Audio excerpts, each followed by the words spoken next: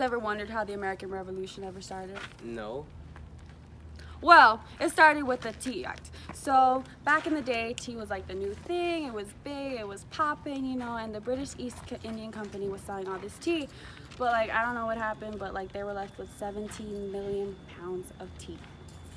Spill the tea, sis. You know, we spilling the tea. So the British East Indian Company had like this big trade route going on. So the British merchants were selling to like traders in London, which were selling to the colonists at like a marked price, which was costing the British East Indian Company more money. So like, nah, we're not gonna do this.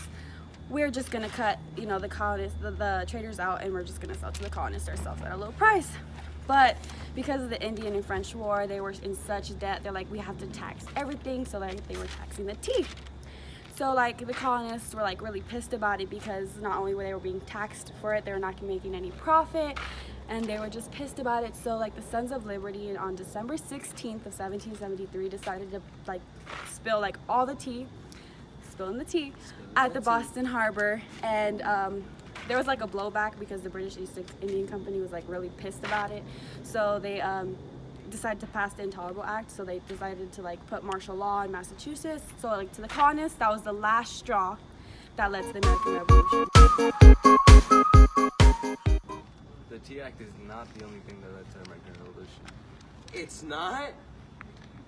The Townshend Act were a series of laws passed by the British government on the American colonies in 1767.